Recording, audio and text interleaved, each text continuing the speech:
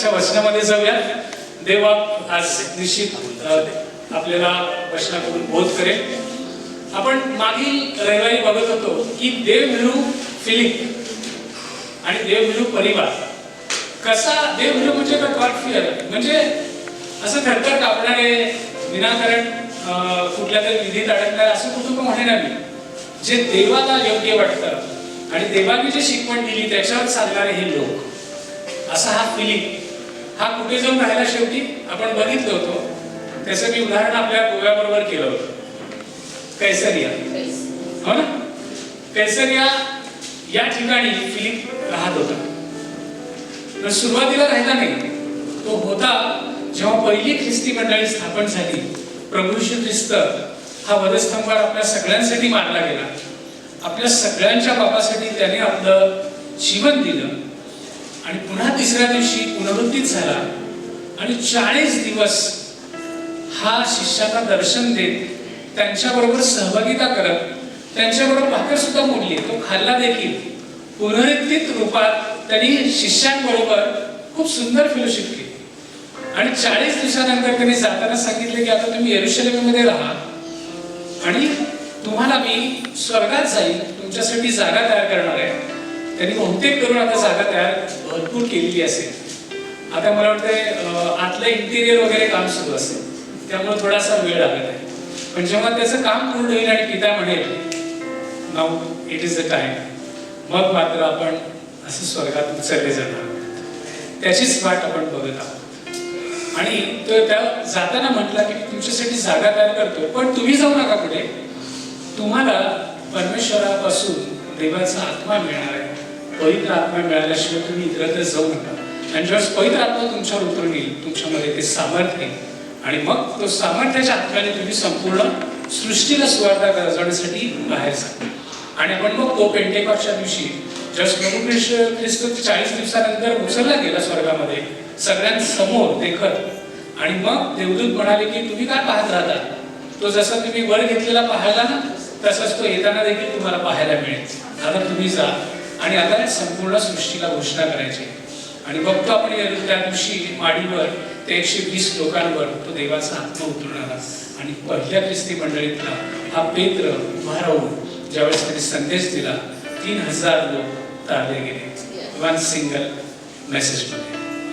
आणि मग देवाचा आत्म्याचं काम सुरू झालं. संपूर्ण यहुदियामध्ये हे लोक पसरले. आणि मग काय झालं, तिथं आपला हा यहुदिया प्रदेशामध्ये येरुशलेममध्ये सगळी सेवा सुरू असताना फिलिप हा तिथे चर्चमधलं पडेल ते काम करत होता. खुर्च्या लावणे असेल, काय डेकोरेशन असेल किंवा सेटिंग असेल, डेकोरेटचं साहित्य तिकडे घेऊन जाण्याचं काम असेल, हे सगळं करताना त्यांना असं आढळलं की विधवा स्त्रियांवर थोडंसं कुठेतरी दुर्लक्ष होत आहे. चल आपण एक 7 अध्यक्ष नेमूया, डेकन्स नेमूया. ते डीकन मध्ये हा फिलिप होता. आणि मग त्याला प्रमोशन मिळालं एका कामासाठी. आणि आपण बघतो की त्या सगळ्या विधवा स्त्रियांची देखभाल करायचं काम त्याच्याकडे होतं. तो ते प्रामाणिकपणे करत राहिला. आणि मग येरुशलेममध्ये या सगळ्या विश्वासणाऱ्यांचा छळ सुरू झाला. आणि त्या छळ अनेकांनी केला, पण त्यातला एक मेजर रोल सगळ्यांना माहिती आहे, शाऊल. त्याला अधिकार दिले होते, तो पाहिजे त्याला पकडायचा, पाहिजे त्याला तुरुंगात टाकू शकत होता. आणि सगळे शिष्य, सगळे अन्यायी सैरावैरा इकडे तिकडे आपला जीव वाचून पळाले. त्यातला हा फिलिप जो कुठाला कैसरियामध्ये आला, म्हणजे शमरोनामध्ये आला. आणि जसंच येरुशलेममधून शमरोनमध्ये आला. शमरोन हे तत्कालीन यहुद्यांसाठी हे टाकून दिलेला देश होता, शहर होतं, राज्य होतं म्हणा. तिथल्या लोकांना ते शिवून पण घेत नव्हते. त्यांची सावली जरी पडली ना, जाऊन आंघोळ करायचे, शुद्धीकरणाची विधीतून जायचे, संध्याकाळपर्यंत काय करायचे, मग ते शुद्धीकरणाच्या विधीतून जाऊन मग स्वतःला शुद्ध करून ते परमेश्वराच्या मंदिरात जायचे किंवा लोकांना भेटायचे. इतकं ते सोहळं आपण म्हणतो ना, तसं ते पाळत होते. आणि अशा ठिकाणी हा फिलिप गेला आणि ते सगळे बॅरियर्स तोडले. तो स्वतः यहुदी असता देखील त्यांनी ख्रिस्ताची सुवार्ता त्या शमरोनामध्ये ज्यांना टाकून दिलेले असे लोक होते, यहुदीच होते ते पण मिक्स क्राऊड होता. Inter marriage, inter caste marriage, inter denomination असं सगळे क्राऊड मिक्स होता. त्यामुळे ते त्यांना मानत नव्हते, पण यहुदीच होते ते एक प्रकारे. आणि अशा ठिकाणी जाऊन तुम्हाला सगळ्यांना माहिती आहे की तू कशा पद्धतीने परमेश्वराचा गौरव केला. सामर्थ्याने काम झालं, लोक लाखोच्या रांगा लागू लागल्या आणि लोकांना आरोग्य मिळू लागले, डोळे पांगळे बरे होऊ लागले, आंधळे बरे होऊ लागले आणि दृष्टात्मे लागलेल्यांना आरोग्य लगेच तत्काळ त्या दृष्टात्म्यापासून त्यांना मुक्ती मिळाली. इतका उंच शिखरावर प्रसिद्धीच्या असताना त्याला परमेश्वराने वाळवंटात नेलं एका माणसाच्या कारणासाठी. हे सगळं आपण स्टोरी थोडीशी फ्लॅशबॅक होती. आता आपण बघूया आज वचनाकडून देव आपल्याशी काय बोलत आहे. तर हेच ठिकाण कैसरिया जिथं जाऊन हा राहिला आणि तिथे त्याला किती मुली होते? 4. आणि त्या चौघी कोण होत्या? ईश्वरी संदेश देणाऱ्या. म्हणजे असं कुटुंब होतं, असं शिक्षण दिलं होतं की त्या 4ही परमेश्वराचा संदेश प्रोफेसी करायला लागल्या. आणि असं देवगुरु परिवाराचं सहवास हा निवास हे कैसरियामध्ये होतं. आजच्या म्हणण्यासाठी आपण प्रेषितांची कृत्ये 10वा अध्याय निवडलेला आहे.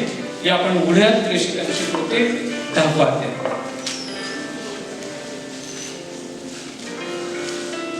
पहिलं वचन. कैसरिया येथे कर्नेल नावाचा कोणी एक पुरुष इटलीक म्हटलेला पलटणी सत्ताधिपती होता. बरं, कैसरियामध्ये पुन्हा आपण आलेलो आहोत. आणि कैसरिया हे ठिकाण मी तुम्हाला सांगितलं होतं की एक गोव्यासारखं ते बंदर म्हणजे समुद्राच्या किनारी असलेले एक शहर होतं. आणि या शहरामध्ये काय काय होत होतं? या शहरामध्ये व्यापार मोठ्या प्रमाणात होता आणि मोठमोठे व्यवसाय तिथं होते आणि एक पर्यटन स्थळ होतं. लोक तिथे व्हिजिट करायचे, एन्जॉय करायचे. असं एक शहर, गजबजलेलं शहर, एक नावाजलेलं शहर कैसरिया होतं. आणि अजून काय होतं माहितीये का? कैसरिया हे त्या तत्कालीन काळामध्ये रोमी साम्राज्य सगळीकडे होतं. रोमन साम्राज्य राज्य करत होतं. प्रभू श्री ख्रिस्ताच्या काळात सुद्धा रोमनच राज्य करत होते. त्यांनीच क्रूसखांबावर बदलं, परंतु कोणाच्या सांगण्यावरून? ते सगळे यहुदी लोक. यांच्या सांगण्यावरून प्रभू श्री ख्रिस्ताला त्यांनी वधस्तंभावर खेळलं. रोमी साम्राज्याचं यहुदी प्रांत जो होता ना, ते यहुदी प्रांताचं हेडक्वार्टर राजधानी म्हणजे कैसरिया. पंत्य पिलात ज्यांनी ऑर्डर दिली त्या पंत्य पिलाताचा राजवाडा कैसरियामध्ये होता आणि रोमी साम्राज्याच्या यहुदी प्रांताचं ते राजधानी होतं. इतकं हे सुंदर शहर. आणि या शहरामध्ये सध्याला आपला देवगुरी फिलिप त्याच्या परिवारासोबत राहत होता. तिथं अजून एका माणसाचा आता उल्लेख झालाय, तो म्हणजे इंग्लिशमध्ये कॉर्नेलियस म्हटलेला आहे आणि मराठीत त्याला कर्नेल्य म्हटलंय. आणि हा कर्नेल्य नावाचा कोणी एक पुरुष इटलीक म्हटलेला पलटणीत शताधिपती होता. आता रोमी साम्राज्यामध्ये तुम्हाला सगळ्यांना माहित पाहिजे, सैनिक जे होते, रोमी सैन्य होतं, त्या सैन्यामध्ये जे तुकड्या होते, एक लिजन म्हणायचे, त्या लिजन मध्ये 6000 सैनिक असायचे. त्या 6000 सैनिकांमध्ये 600 तुकड्यांचे पलटण असायचे. म्हणजे 600 तुकड्यांची पलटण असायची. त्या पलटणीमध्ये एक पलटण जिचं नाव होतं इटली. ऍक्च्युली इंग्लिश मध्ये असतं तर बँड आहे. तर बँड म्हणजे आपलं काय गाणे वाजवायचं बँड नाही. एक पलटण होती. त्या पलटणीत 600 सैनिक असायचे आणि 100वर एक असा प्रमुख नेमला जायचा. त्याला सेंच्युरियन किंवा शताधिपती म्हणाले.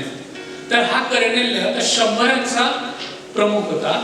असे 6 एका पलटणीत 6 पलटण असत, 6 तुकड्या होते 100-100च्या. असे 6 शताधिपती होते. त्यातला हा एक कर्नेल्य. पण उरलेल्या 5ची नाव आपल्याला माहित नाही, पण देवाने ज्याला निवडलं त्याचंच नाव फक्त पवित्र शास्त्रात येतं. आणि हा कर्नेल्य शताधिपती होता. आणि तुम्हाला सगळ्यांना माहित पाहिजे, त्यावेळेस रोमन साम्राज्यातले सैनिक होते ना, यांची ट्रेनिंग एवढी हार्ड असायची. यांचा सेनाधिपती म्हणजे त्या शताधिपतीची पॉवर, त्याची म्हणजे जे डेअरिंग, त्याचं जे नियोजन, डिसिप्लिन एवढं असायचं की या शताधिपतीवर खरं तर रोमी साम्राज्य उभारलं होतं. कारण हे त्या 100 लोकांना इतके जपायचे, इतके ट्रेन करायचे की त्यांच्या स्वतःची जीवाची पर्वा न करता युद्धामध्ये शताधिपती समोर असायचा आणि सैन्याला त्या सोबतच्या तुकडीला बळ द्यायचा आणि ते युद्ध जिंकायचे प्रयत्न. असा हा सेनाधिपती म्हणजे शताधिपती. या ठिकाणी आपण त्याच्या जीवनात परमेश्वराने काय काम केलं ते पुढे जाऊयात. वाचन 2-3 वचन. तो नीतिमान व आपल्या घराण्यातील सर्वांसह देवाचे भय बाळगणारा होता. लोकांना फार दान धर्म करणारा व देवाची नित्य प्रार्थना करणारा असा होता. त्याने दिवसाच्या सुमारे 3ऱ्या प्रहरी दृष्टांतात असे स्पष्टपणे पाहिले की आपणाकडे देवाचा दूत येत आहे असून कर्णल्या अशी आपणास हाक मारत आहे. प्रियांनो, इथं कर्णल्य बघा, शताधिपती जो आहे हा तुम्हाला दिसतोय की हा एवढा शूरवीर आहे, इतकी ताकद त्याच्यामध्ये आहे, 100 सैनिक त्याच्याकडे आहेत, तो पाहिजे ते शहरामध्ये ते करू शकतो. ही पॉवर रोमी साम्राज्याची असताना हा कसा आहे, देव विरोधी, देवाचं भय बाळगणार आहे, नीतिमान असं म्हटलेलं आहे. पण हा काय बिलीवर नाही बरं का अजून. लक्षात येते, याचं तारण झालेलं नाहीये, परंतु याचं साक्ष परमेश्वर स्वतः देतोय अर्चना कर्वे, की तो म्हणत आहे की तो नीतिमान आणि आपल्या घराण्यातील सर्वांसह देवाचे भय बाळगणारा आणि लोकांस फार दानधर्म करणारा व देवाची नित्य प्रार्थना करणारा असा होता. बघा प्रियांनो, तो किती धार्मिक होता. तो डेली प्रेयर करायचा, नेहमी प्रार्थना करायचा. आणि तुम्हाला माहिती पाहिजे की त्या काळामध्ये यहुदी संस्कृतीनुसार 3 वेळा प्रार्थना केली जायची दिवसातून. एक पहिल्या प्रहरी म्हणजे सकाळी 9 वाजता, दुसऱ्या प्रहरी म्हणजे दुपारी 12 वाजता, तिसऱ्या प्रहरी म्हणजे दुपारी 3 वाजता. अशा 3 वेळेला प्रत्येक यहुदी उठायचा आणि प्रार्थना करायचा. इतकी डिसिप्लिन ते लोक होते. प्रार्थनेची वेळ त्यांची ठरलेली होती. ते धार्मिक होते. आणि हा यहुदी नसताना देखील तुम्हाला माहिती का, रोमनच्या त्या काळामध्ये, रोमी साम्राज्यामध्ये धार्मिकता कशी होती, त्यांच्यासाठी प्रत्येक गोष्टीसाठी एक देव होता. रागाचा एक देव होता, प्रेमाचा एक देव होता, युद्धासाठी, सेनाच्या लढाईसाठी एक देव होता. इतक्या मूर्त्या तुम्ही रोमन मध्ये आज देखील गेलात तर तिथं मूर्त्या मूर्त्या मूर्त्या दिसतील. आणि प्रत्येकाच्या खाली त्या मूर्त्यांच्या ठिकाणी गेले हा याचा देव, हा या इमोशनचा देव. इमोशनचा पण देव होता.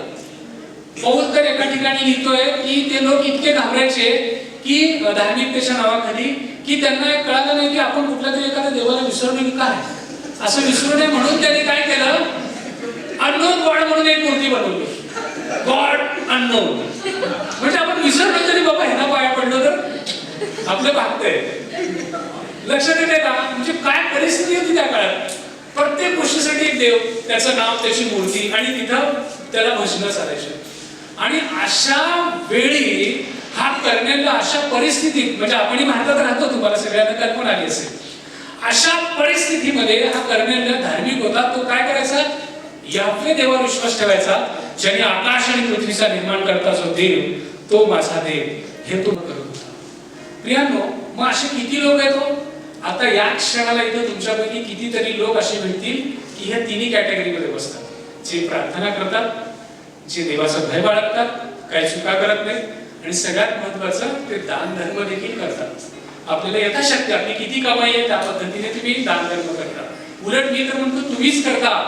जे मर्सिडीज बेंज म्हणून येतात ते काय काच खाली करून, काच उभा करून उभारलेला देत नाहीत. एसी बिघडेल ना म्हणून काच सुद्धा खाली करत नाहीत. पण तुम्ही ते लोक आहात की आपली कष्टाने कमाई करता, पण त्याच्यातलाच भाग परमेश्वराच्या भांडारात आणता, त्याच्यातलाच भाग गरीबाला देता. असे तुम्ही लोक आहात. असंच तो कर्णेल होता. मग इतकं केलं की पास होतं का, नाही. म्हणून तारण होईल का, स्वर्गाचे वारीस व्हाल का. बघा किती छान वागतं, तुम्ही प्रार्थना करता, हो की नाही. यस, तुम्ही दानधर्म करता, देवाचं भय बाळगता, त्यामुळे चुकीची गोष्टी करत नाही. मग बस आहेत की त्या गोष्टी. स्वर्गात जायला एवढे पुरेसे नाहीयेत. हे करावंच म्हणून तुम्हाला देवाने निवडलेलं आहे. हे करून तुम्ही देवावर उपकार करत नाही. हेच करण्यासाठी देवाने बोलवलंय की तुम्ही दानधर्म करायचा आहे, तुम्ही चांगलंच वागायचं आहे, आणि स्वतःसाठी इतरांसाठी प्रार्थना करायची. मग देवाला त्याची दया आली आणि देवदूत त्याच्याशी बोलायला त्याला पाठवलं, ज्याचं तारण झालेलं नाही, जो यहुदी नाही, ज्याला ख्रिस्त माहिती नाही, अशा एका विधर्मी अविश्वासकारी परराष्ट्रीय माणसाला खुद्द स्वर्गातून परमेश्वराची आज्ञा होती, जा त्याची भेट घे. मग देव असा पक्षपाती नसलेला देव. इफिस 6:9 म्हणतं की आपला देव पक्षपाती करणारा देव आहे. तो असं म्हणत नाही स्त्री आहे, हा पुरुष आहे, हा उच्च जातीचा आहे, लहान जातीचा आहे, हा या धर्माचा आहे, तो त्या धर्माचा आहे, तो या देशाचा आहे, तो या देशाचा आहे, असं कधीच देव पाहत नाही. तो संपूर्ण विश्वासा निर्माण करताय, तो एकाच नजरेने तुम्हाला पाहतो, असे इफिस 6:9 म्हणतो. म्हणून तुम्ही धन्यवादित असाल, धन्यवाद माना देवाचे की तो तुम्हाला सगळ्यांना एकाच नजरेने पाहतो. आणि या कर्णेलीची आठवण करतो, आणि देवदूत त्याला बोलायला येतो, आणि मग त्याला हाक मारतो कर्णेल्या. देवदूताला देखील माहित आहे की त्याचं नाव कर्णेल्या. म्हणजे आज इथे बसलेल्यांपैकी कुणीही स्वतःला चिल्लर समजू नका. साधारण समजू नका. तुम्हाला खुद्द देव ओळखतो. या देशाचा पंतप्रधान राष्ट्रपती तुम्हाला ओळखतो का नाही मला माहित नाही, परंतु जगाचा निर्माण करता तुम्हाला नावानिशी ओळखतो. हीच मोठी आपली ओळख आहे. तुम्हाला खुद्द देव ओळखतोय. वाजवायचे तर जोरात स्वतःसाठी टाळा वाजवा.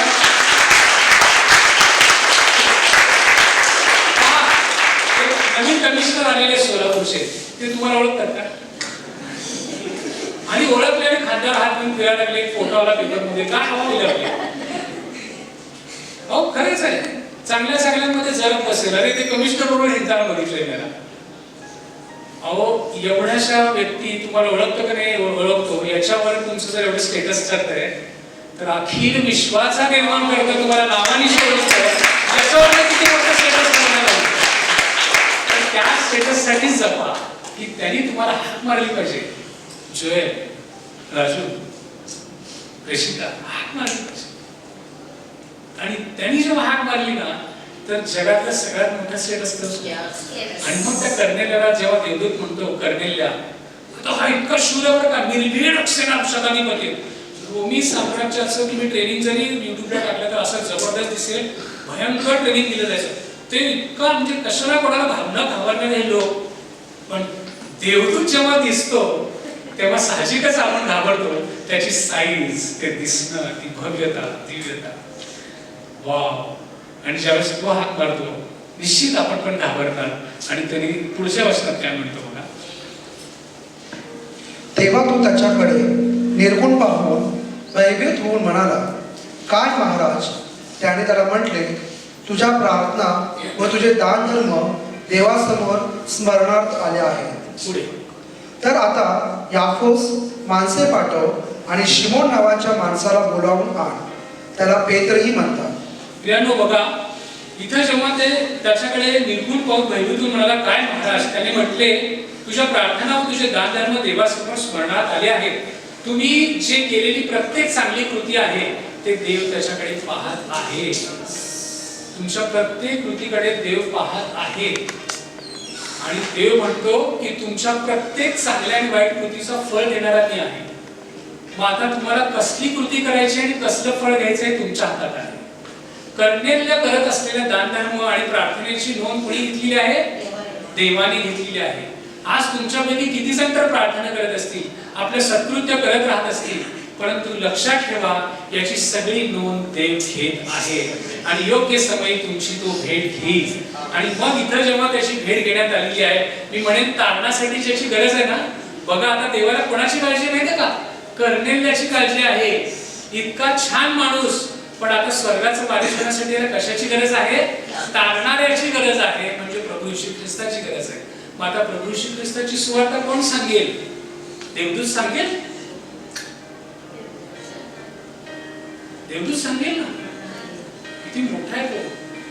तुमच्यापेक्षा किंचित जरा उंच आहे. देव वचन सांगता ना, तो सांगेल ना. मग जगाला सुवार्ता सांगेल ना तो. सांगेल का? अहो असंख्य देवदूत आहेत, पण देवाने देवदूतांना सुवार्ता सांगण्यासाठी निवडली नाही. तुम्हा आम्हाला निवडलेलं आहे त्याची सुवार्ता सांगण्यासाठी. म्हणून कर्नेल्याला सांगतो की यापोस माणसं पाठव. शिमोन पेत्र नावाचा व्यक्ती तिथं आलेला आहे. लक्षात घ्या, सुवार्ता सांगण्याचं काम तुम्हा आम्हाला दिलेलं आहे देवाने. त्याला देवदूताला देता आली असती आणि देवदूत सुवार्ता सांगितल्यावर कोण कोण स्वीकारलं नसतो? अच्छे अच्छे खुदा के आधीन आहे वो येते. बराबर ना? अब तक पूरा इंडिया नहीं, पूरा विश्व आज तक उनका सबका कारण हो चुका होता. प्रत्येक जण दावा केला असता जर देवदूत दर्शन देऊन म्हटला असता प्रभू येशू ख्रिस्त हाच तारणार आहे. पण प्रभू येशू ख्रिस्तांनी ही निवड केलेली नाही. त्यांनी तुम्हा मला निवडलं आणि तुम्हा मला तो अधिकार दिला की माझी सुवार्ता तुम्ही जगाच्या कानाकोपऱ्यापर्यंत घेऊन जा. आणि मग बघतो आपण की इथे ज्यावेळेस त्याला सांगितलं येतं की यापोस जा. यापो ऐकल्यानंतर कोणाला काय आठवलं का? जर पवित्र शास्त्र वाचत असाल तर आठवा, यापो एका अशा शिष्याला आज्ञा झाली होती, जा निनवेला जाऊन सुवार्ता सांग. योना. आणि तो कुठं पळाला? यापोला गेला. आणि तिथून यापो हे बंदर होतं. 32 का 35 मैल अंतर आहे खाली दक्षिणेकडे. जिथे कैसरिया आहे ना कैसरियापासून बंदर समुद्रकिनारीच आहे, सगळी घटना आहे भूमध्य समुद्रकिनारची अजून देखील आहे. तुम्ही जर कधी यहुदिया येरुशलेमला व्हिजिट केलात तर कैसरिया या ठिकाणी पंथर पिलाचे जर अवशेष मिळतील त्या बांधकामाचे, आणि एक सुंदर शहर आज देखील कैसरिया तुम्हाला बघायला मिळेल. तिथून 35 मैल दक्षिणेकडे खाली समुद्रकिनारी, हे पण समुद्रकिनाऱ्याचेच बंदर आहे यापो. या ठिकाणी त्याला सांगितलं तिथं जा आणि शिमोन नावाची एक व्यक्ती भेटेल, त्याचं आडनाव आहे पेत्र. शिमोन पेत्र हा तुम्हाला तिथे भेटेल, त्याला बोलवून आण. आणि ही आज्ञा झाल्यावर तो पुढे काय होईल थोडं आज आपण वाचत पुढे जातोय. तुम्हाला फ्लो एकदम कंटिन्यू मी सांगू शकलो असतो, पण महत्वाची एक गोष्ट त्याच्यातली राहिली तर मग तो शिमोन नावाच्या कोणा एका कातडे कमावणाऱ्या चांभाराच्या इथे उतरला आहे. त्याचे घर समुद्राच्या किनाऱ्यास आहे. तुला काय करावं लागेल हे तुला सांगेल. जो देवदूत त्याच्याबरोबर बोलत होता तो निघून गेल्यानंतर त्याने आपल्या घरच्या 2 चाकरांना व आपल्या हुजुरातल्या एका भक्तिमान शिपायाला बोलवले आणि त्यांच्याजवळ सर्व सविस्तर सांगून त्यांना यापोस पाठवले. Praise God. बघा, जेव्हा देवदूत म्हणतो की जा यापो या ठिकाणी शिमोन पेत्र राहिला, आणि शिमोन नावाच्या कातडे कमावणाऱ्या सांबाराच्या घरी राहिलेला आहे. 2 शिमोन आहेत. एक शिमोन पेत्र जो 12 प्रेषितांपैकी एक आहे, जो पदाने उच्च आहे. ख्रिस्ती समुदायात तर त्याचं पद खूपच मोठं आहे. पहिला पोप पण म्हणतात काही जण. त्याचं पॉवर जास्त आहे. त्याला येशू ख्रिस्तानी वारंवार सांगितले की तुला स्वर्गाच्या किल्ल्यात तुझ्या अधीन आहे, जाऊन तू हे सगळ्यांना तारणाची घोषणा कर.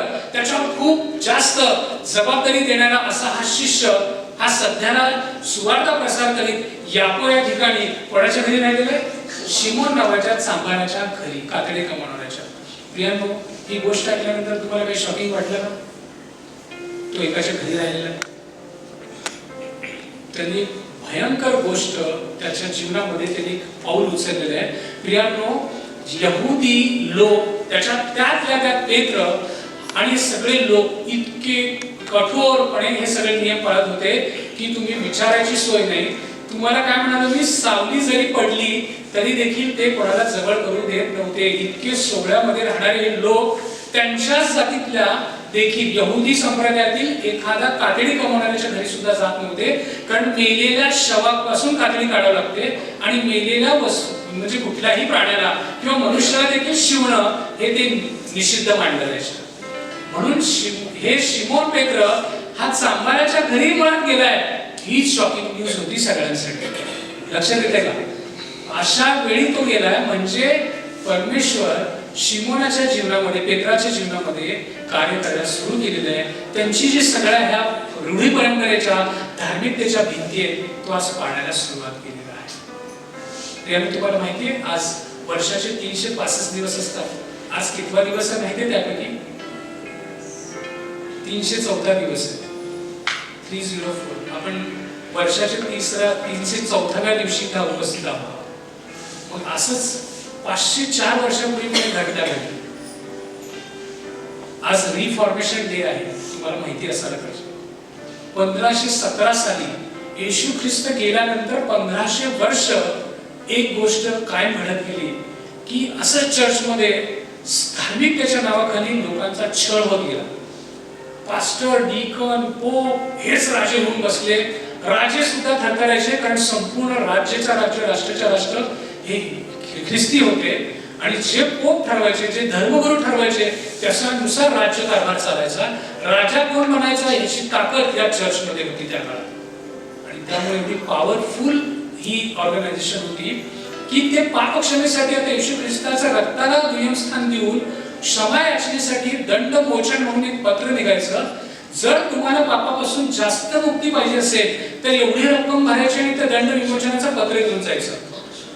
पवित्र शास्त्राचं ट्रान्सलेशन भरपूर भाषांमध्ये झालं नसल्यामुळं ख्रिस्ती समुदाय जे पास्टर जे सांगतात तेच त्यांना कळायचं. त्यांना वाटायचं की तेच खरं आहे. परंतु त्या काळात परमेश्वराने कर देण्यासारखं अजून एकाला हात मारली. मार्टिन लुथरला 1517 साली. तो हाच दिवस 31 ऑक्टोबर ज्या दिवशी त्यांनी 95 अभिलेख लेख लिहिले त्यांच्या विरोधात, चर्चच्या या ऑर्गनायझेशनच्या विरोधात. आमचा परमेश्वर असा नाही, कारण त्यांनी पूर्ण पवित्र शास्त्र वाचलं होतं. तुम्ही आम्हाला सत्य परमेश्वर दाखवून ठेवलं आणि त्यांनी ते पूर्ण बंद केलं आणि एक धर्म सुधारणा त्यांनी घडवून आणली 1517 साली. आजच्या दिवशी तो दिवस आज आहे. आज रिफॉर्मेशन डे देखील आहे. आज त्या माणसाचे आपण आभार मानू.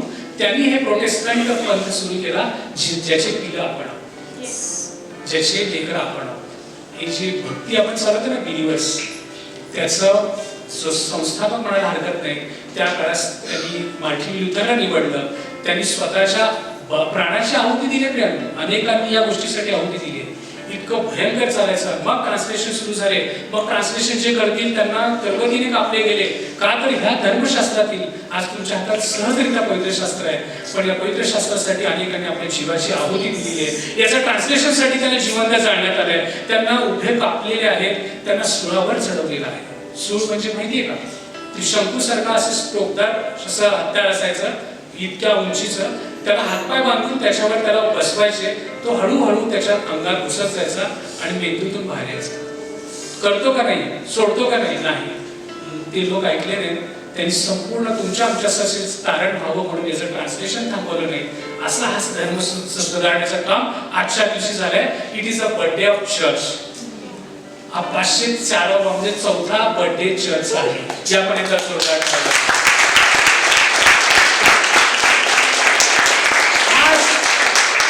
दिवस 30 ऑक्टोबरची रिफॉर्मेशन डे आहे.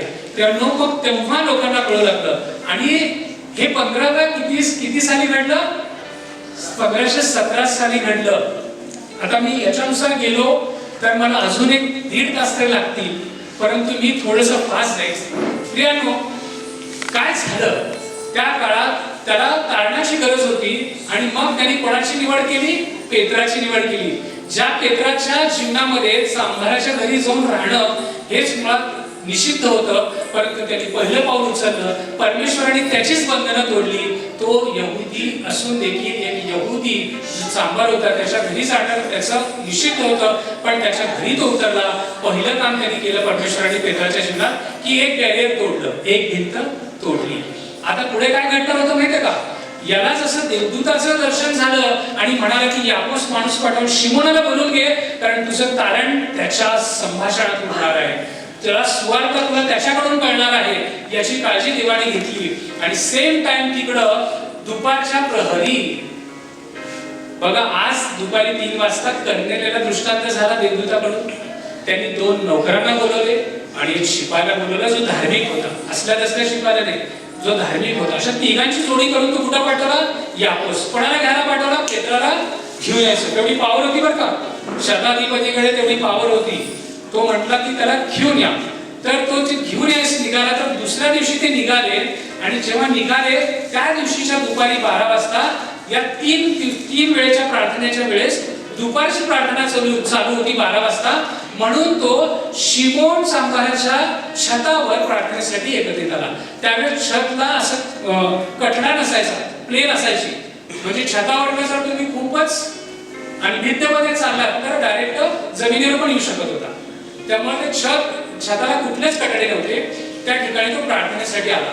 आणि दुपारच्या 12च्या वेळेस तो प्रार्थनेसाठी तिथं आला असताना त्याला तंद्री लागली अशी म्हणले, पण ऍक्च्युली तो ट्रान्समध्ये गेला आणि तिथं त्याला स्वर्गातलं एक दर्शन झालं. स्वर्गातून 4 कोपऱ्यांना बांधलेलं असे एक पात्र खाली येत आहे.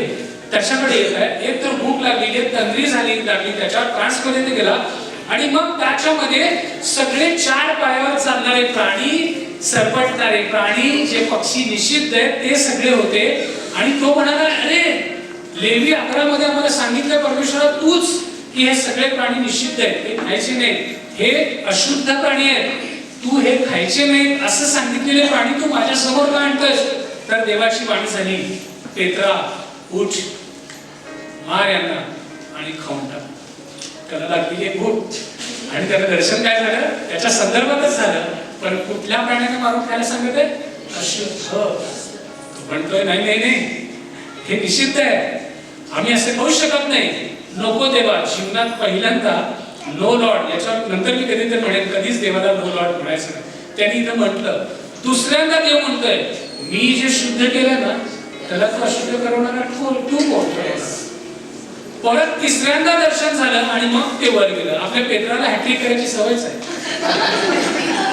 बरोबर ना? कुठेही गेला की हॅट्रिक करतो. म्हणजे आता त्याला पहिल्यांदा विचारलं ते 3 वेळा नाकारला त्यांनी. म्हणून ख्रिस्तानी परत एकदा त्याला रिपिटेशन घेतली, हॅट्रिकचा चान्स. तू माझ्यावर प्रेम करतो का? एकदा सांगितलं हो, परत दुसऱ्यांदा नाही, तू ऍक्टिंग करायची तुला सवय, मी पण तुला ऍक्टिंग. आता सुद्धा बघा तीनदा त्याला सांगावं लागलं, मी ज्यांना शुद्ध केलंय त्याला तुला अशुद्ध म्हणायचा अधिकारच नाही. त्याला कळेल ना बाबा देवाला काय म्हणायचंय. तू असं उठतो की नाही, अंगणातून आवाज येतो, अंगणाच्या बाहेरून दरवाजावर, शिमोन पेत्र नावाचा यहुदी तर पण आहे का? सैनिकाचा आवाज आहे. आणि ते आतमध्ये का गेले नाही? त्या काळात एवढं कटाक्षाने पाळलं जायचं ना. तो यहुदी चांभार होता, यहुद्यांच्या दृष्टीने हा चांभार अस्पृश्य होता, अशुद्ध होता. आणि तो यहुदी चांभार का सुद्धा, पण तो यहुदी होता म्हणून हे रोमी अस्पृश्य होते त्यांच्या दृष्टीने. किती मोठे बॅरियर्स बघा. रोमी असून सुद्धा डेरिंग नाही यहुद्याच्या घरात एंट्री करायची, का तर ते अशुद्ध मानतात आपल्याला. आपण त्यांना पाठवायचं नाही, ही भाषा आपल्या भाषा. ते सैनिक बाहेर हात मारले, शिमोन पेत्र कोणी आहे का? याला जस्टच ते निघले, ते स्वर्गाचं दर्शन झालं होतं. आणि मग हे कानावर ऐकू आलं आणि तेवढ्यात पहिला आत्मा त्याच्याशी बोलला. देवाचा आत्मा त्याच्याशी बोलतो. उठ, हे 3 माणसं मीच पाठवलेली आहेत, ते म्हणतात त्याप्रमाणे त्यांच्याबरोबर जा आणि मी तुला सांगतो.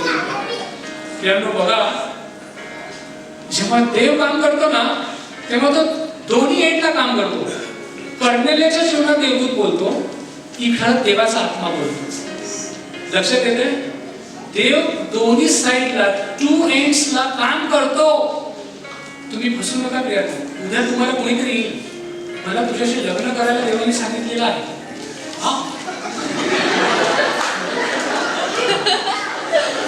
तुम्हाला धक्का बसेल. डायरेक्ट मला देवाने सांगितलेलं आहे तुझ्याशी माझा विवाह होणार आहे. देव 2 एंडला काम करतो. त्यांनी यायच्या अगोदर जर देव तुझ्याशी बोलला असेल ना, जे समोर एक व्यक्ती येणार आहे आणि तो म्हणेल की मी तुझ्याशी लग्न करणार आहे, तीच व्यक्ती तुझ्याशी मी लग्न लावून देणार. बोथ एंडला काम केल्यानंतर तुम्ही कन्फर्मेशन मिळतं तुम्हाला की हो, मला आत्ताच देव बोलला होता आणि यांनी येऊन सांगितलं, तर ते देवापासून आहे. देव तुम्हाला बोललाच नाही आणि समोरच्या व्यक्ती बघते तुम्ही सुंदर दिसत आहात, पैसे वाल्या, मला तुझ्याशी लग्न करायला देवाने सांगितलेलं आहे. त्या बंधूला म्हणायचं, बंधू किंवा भगिनी असेल का असेल ते, जोपर्यंत देव माझ्याशी बोलत नाही, तुला कुठल्या देवाने सांगितलं मला माहित नाही, पण जोपर्यंत माझा देव मला सांगत नाही ते देवाकडून नाही. असंच तुमच्या बाबतीत होत आहे. कृष्णा ब्रदर, तुमची सेवा इथं नाही, तुम्ही अमेरिकेला जा. मला देवाने दाखवलेलं आहे आणि आजच्या आज तुमची संपत्ती विका. कोण घेणार नसेल तर मी आहे, पण देवाने एवढ्याशा गोष्टीवर जर उठून सगळी जायदाद विकला अमेरिकेत गेला तर बर्गर विषय सुद्धा लायसन्स मिळणार नाही आणि एवढा विसाच नाही पर्यटनाचा मिळालेला आहे. 15 दिवसात परत घरी जायचं. देव जेव्हा बोलतो ना तर 2 एंड्सला काम होतात. या बंधूला जर अमेरिकेला घेऊन जायचं असेल देवाला तर ते काम मी माहिती आहे का, अमेरिकेत सुद्धा एका मिनिस्ट्रीला देव दर्शन देईल आणि कृष्णाला फोन लाव आणि त्याला तुला बोलून घे, त्याची सेवा इथं करायची. तेव्हा म्हणता येईल की ते देवाकडून आहे. सॉरी, फसू नका. देवाचे अनेक सेवक भेटतील, म्हणतील मला देवाने दर्शन दिलेलं आहे, भगिनी हे असं आहे, भाऊ हे तसं आहे. त्यांना म्हणा, जोपर्यंत माझा देव माझ्याशी बोलत नाही ना, माझा देव असं काम करत नाही. देवाचं वचन सांगतं 2 एंड्सला काम करतो. त्यामुळे ही मंडळी आता यापुढे कधीच फसणार नाही. मला देवाने दाखवलेलं आहे कालच्या प्रार्थनेमध्ये, जोएल तुझं जॉर्डन मध्ये काम होणार आहे, तू व्हिसा काढायला जा, पासपोर्ट काढायला जा, होऊ शकतं. पण जोपर्यंत देव जोएलला दाखवत नाही, जोपर्यंत जोएलला देव दाखवत नाही, ते दृष्टांत देवाकडून नाही. God works on 2 ends. लक्षात येते? फसू नका प्रिय, खूप आहे. लक्षात घ्या, हे दोन्हीकडून झालं आणि पेत्राला कन्फर्मेशन जा त्यांच्याशी, यांना मी पाठवलेलं आहे. मग पेत्र हुशार आहे. आता हे असं काम आहे देवा, हे रोमनला आपण टच पण करत नसतो आणि याच्याबरोबर आता तू मला रोमन शताधिपतीकडे जायला सांगत आहेस आणि आता मी काय केलं पाहिजे? सबूत, साक्षीदार 6 लोकांना गोळा करतो तो याकोब, चला माझ्या बरोबर. कारण काय होणार आहे माहितीये का, मी जे आता काम करणार आहे ना, ते काम जर करताना त्यांना समजलं की मी अशुद्ध लोकांबरोबर सोबत गेलो, त्यांच्याबरोबर जेवलो, तर मला 12 उरलेले 10 प्रेषित शोधतील. कुठे आहे पेत्र? जरा त्याला बोलवा. काय चाललंय? कारभार काय चाललेलं आहे? प्रियांनो, देव वाट बघत होता की मला वाटते प्रेषितांची कृत्य पहिला अध्याय 8वें वचन काढून ठेवा. 28-19 मत्ता 28-19 काय म्हणतो देव? जा पृथ्वीच्या शेवटापर्यंत सर्व राष्ट्रास माझ्या सुवार्तेची घोषणा करा. परंतु तुम्हाला माहिती आहे का, 10 वर्ष झालं. 10 वर्ष ख्रिस्त स्वर्गात गेला, शिष्य 10 वर्ष काम करत आहेत. पण कुठं करत आहेत माहिती आहे का? यहुदिया प्रांतात आणि फिलिपामुळं शम्रोन. पण ऍक्च्युली एक आठ काय म्हणतं बघा, अपूर्ण राहिलेली गोष्ट आहे. ते वाट बघत आहे. परंतु पवित्र आत्मा तुमच्यावर येईल, तेव्हा तुम्हाला सामर्थ्य प्राप्त होईल आणि यरूशलेमेत, सर्व यहुदियात, शम्रोनात व पृथ्वीच्या शेवटापर्यंत तुम्ही माझी साक्ष व्हाल. पहिल्यांदा म्हटलंय यरूशलेमेत. झालं. यरूशलेमामध्ये सुवार्ता पोहोचली. हेच लोक होते, त्यांच्याच लोकांना दिली. यहुदी लोकांमध्ये झालंच की काम. दुसरं यहुदिया, हे संपूर्ण प्रांत सगळं, ते पण यहुदी लोक. पुढे शम्रोनामध्ये आपण बघतो 8व्या अध्यायामध्ये 10वं वचन चालू आहे, 10वं चॅप्टर. 8व्यामध्ये आपला फिलिप ब्रदर तिथे जाऊन आले, शम्रोनामध्ये सुवार्ता गाजली. विधानमांचा पण विचार केलाय. ख्रिस्ताची अपूर्ण आज्ञा 10 वर्ष लागली. 10 वर्ष ही ती घटना आहे प्रियांनो. आज रिफॉर्मेशन डे मी ठरवलं नव्हतं आणि आज ते दिवस आहे ज्या वेळेस पहिल्यांदा परराष्ट्रीयांना, विधर्म्यांना, जे यहुदी इतर आहेत त्यांना सुवार्ता सांगण्यासाठी पेत्र जात आहे. पेत्राला जाताना सगळं समजलं की मला जे अशुद्ध निषिद्ध केलेले प्राणी मारून खायला सांगितलेले ना, ते या खाण्यासाठी म्हटलेलं नाहीये. ते अशुद्ध निषिद्ध जे तुम्ही ठरवले परराष्ट्रीयांना, त्या लोकांना सुवार्ता सांगण्यासाठी आता तुला जायचं आहे. लक्षात ठेवा, दर्शन दिलं होतं ते खाण्यासाठीच नव्हतं. खाऊ पण शकतो. देव म्हणतो खाण्यापिण्यात राज्य नाही रे, तुम्हाला काय खायचं ते खा. आज जाण्याने अशुद्ध माणूस होत नाही. जिथून बाहेर पडता ना त्याच्याने मनुष्य विटाळला जातो. सो जो खाना बिंदास खा. आपण रूढी परंपरेमध्येच अडकणारे लोक बनू नका. जोडवे घातलेत का सिस्टरनी? कसं काय होईल ना ख्रिस्ती म्हणायचं? ख्रिस्ताने सांगितलं होतं का? ख्रिस्ताने कुठे लिहून ठेवलंय जोडवे घालू नका म्हणून? म्हटलंय का कुठं? दाखव मला. उगीच जे 1517 साली या मार्टिन लुथरला करावं लागलं ना, जे तुम्हाला करायची गरज आहे. जर या भारताला जिंकायचं असेल ना, तर तुम्हाला त्यांची संस्कृती बदलायची गरज नाही हो.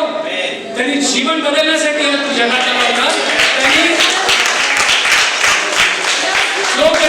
शम्रोनामध्ये, यहुद्यामध्ये 10 वर्ष हे लोक का खितपत पडले, सुवार्ता का बरं पोहोचवली नाही? तर यांची अशी इच्छा होती की जर ख्रिस्त स्वीकारायचा असेल तर हा माणूस पहिल्यांदा सुनता करायची, म्हणजे धर्म बदलायचा. एका वाक्यात यांनी सुनता करायची, यहुदी व्हायचं आणि मग याला मी ख्रिस्ताची सुवार्ता सांगणार. अशी तुम्ही वाचा, मी इतिहासाची पुस्तक वाचली याच प्रौढशास्त्रा संदर्भातली, तर त्याच्यात लिहिलंय. त्यांच्या डोक्यात असा खेळ बसला होता की यांना जर सुवार्ता सांगायची तर आधी यहुदी करायचं. परंतु या ठिकाणी देवबाप त्याची सगळे ओपन करतो माइंड. त्याला म्हणतो, अरे मी त्यांना अशुद्ध ठरवलंय तर तू कोण ठरवणार? आज जायचं. या जगाच्या सगळ्या लोकांसाठी मी त्या वधस्तंभावर स्वतःचं मरण दिलेलं आहे. 10 वर्ष झालं मी बघत आहे की कोणीतरी येईल आणि परराष्ट्रीयांना माझी सुवार्ता पोहोचवेल. 10 वर्ष त्यांनी वाट पाहिली. पण देव हा खूप मोठा प्लॅनर आहे. त्यांनी अशा व्यक्तीला निवडलं. त्याच कैसरियामध्ये फिलिप राहत होता. त्याला का सांगितलं नाही जा कर्नेलियाच्या ठिकाणी जाऊन म्हणून? जर कर्नेलियाच्या ठिकाणी फिलिप गेला असताना, तो डीकन होता, फक्त एक वन ऑफ द लीडर होता, त्याला सगळ्यांनी धुवून काढलं असतं, दगडमार केला असता.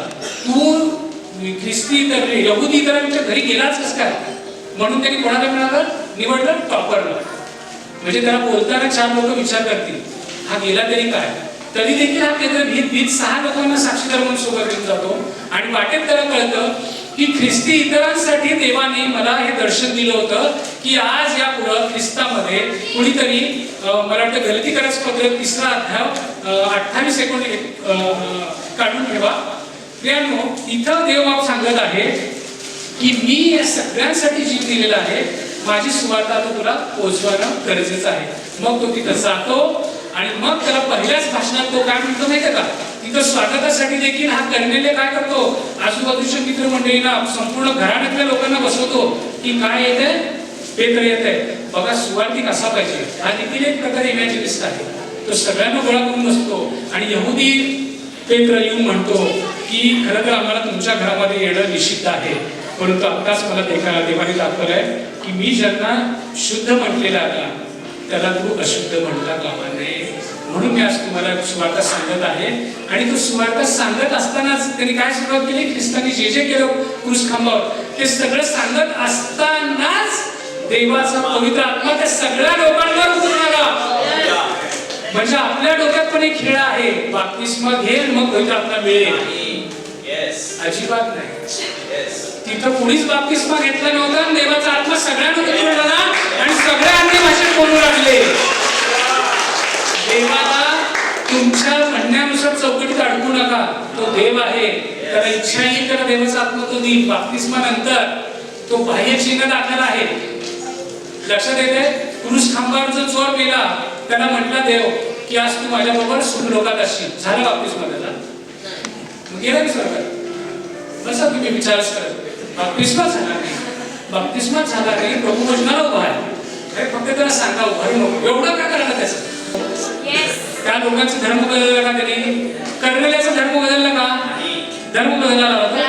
पेत्र येऊन म्हटला आजपासून तू येऊन सुनता कर मग मी सुवार्ता सांगतो. तो म्हटला नाही.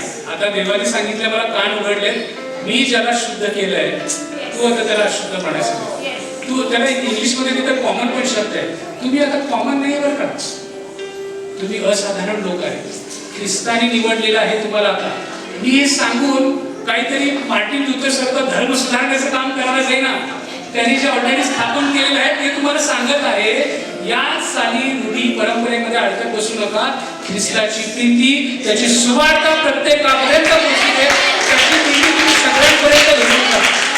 लक्षात घ्या, तुम्ही कसे असावं. जर तुम्ही एखाद्याला म्हटलात चला आज ख्रिस्त म्हटलेला आहे, मी राजूला म्हटलो राजू तुम्हाला पासून म्हणजे हे सगळं तुम्हाला आवडायला लागलेलं आहे, एक काम करा आज तुमचं आडनाव बदलून टाका, नाव पौलुस ठेवा, हे करा आणि घरात तुम्ही सगळे मूर्ती पूजा वगैरे सगळे सोडून टाका असं म्हटलो तर तो बंधू ख्रिस्ताच्या प्रीतीपासून दूर जाईल.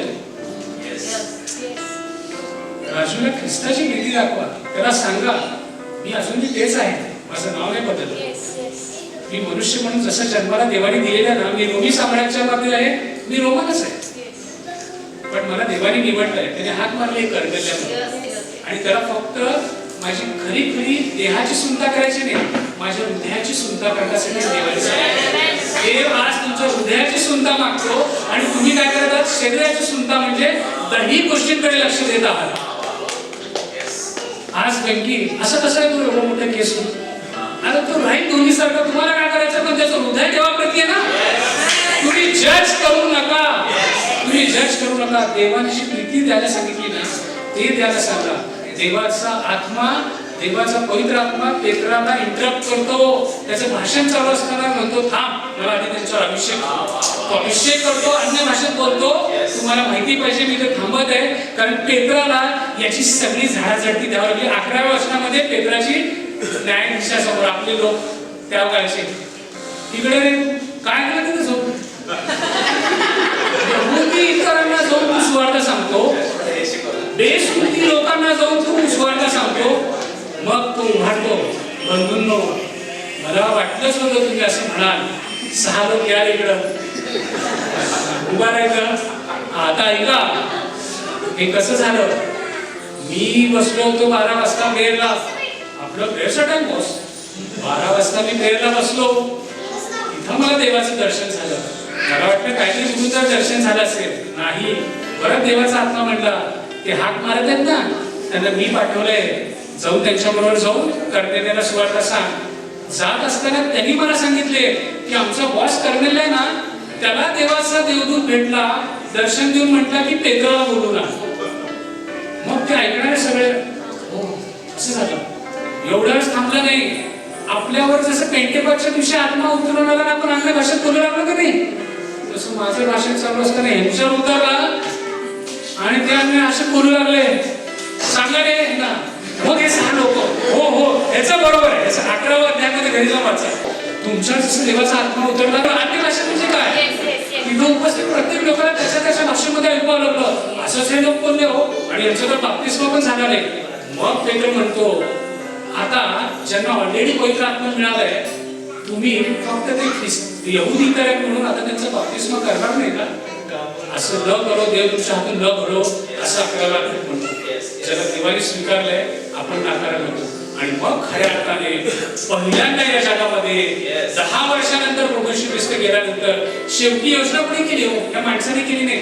देवच निवडलं. करण्याला पण निवडला, पेत्राला निवडलं. पेत्राला मुद्दाम निवडलं कारण तो मोठा जरा बॉस सारखा होता. दुसरे केले असते तर दगड मारच होता एंट्रीलाच. त्याला बघतोच वेशीवरच. त्यांनी कसं का आपला धर्म पाठवला. मग त्याचं कारण झालं आणि पहिली विधान्यांची, परराष्ट्रीयांची पहिली मंडळी कैसरिया येथे स्थापन झाली. आपण बघतो आज त्याचं फळ आपल्याकडे.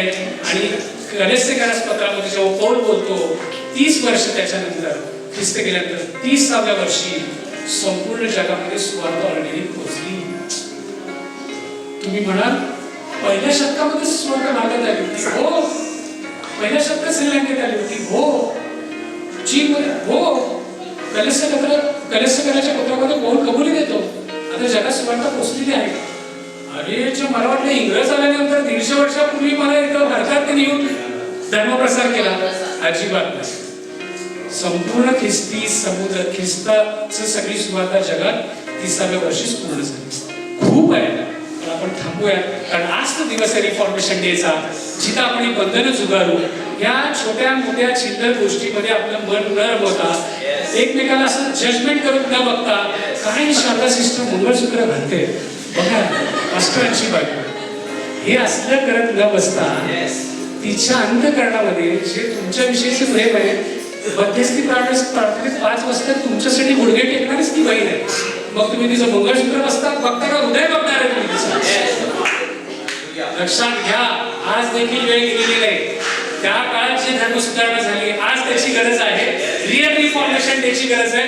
ही मंडळी या संपूर्ण भारताला सुधारणा करण्याची ताकद देणारी मंडळी आहे. ख्रिस्ताचं प्रीती गाजवणारी मंडळी झाला पाहिजे. देवाचा आत्मा मग तुमचा असा उतरून येईल ना, तुम्ही असं हात ठेवायला लोक बरे होतील. तुम्ही हात ठेवायला आणि सगळे चांगले असतील. लक्षात घ्या, आज मी कुठला नवीन धर्म स्थापना करेन ना, ख्रिस्ताने ऑलरेडी सगळं स्थापन केलेलं. मी फक्त ह्या पवित्र शास्त्रातलं तुम्हाला सांगत आहे. याच्या बाहेरचं मला कधीही सांगण्याची देव कधीच संधी दिली. ह्याच्यातूनच सांगण्याची संधी दिली. तर देव बाप करो, आजच्या वचनात मी तुमच्या हृदयाला जर तो स्पर्श केला असेल तर तुम्ही आज बंधनमुक्ती मागूया.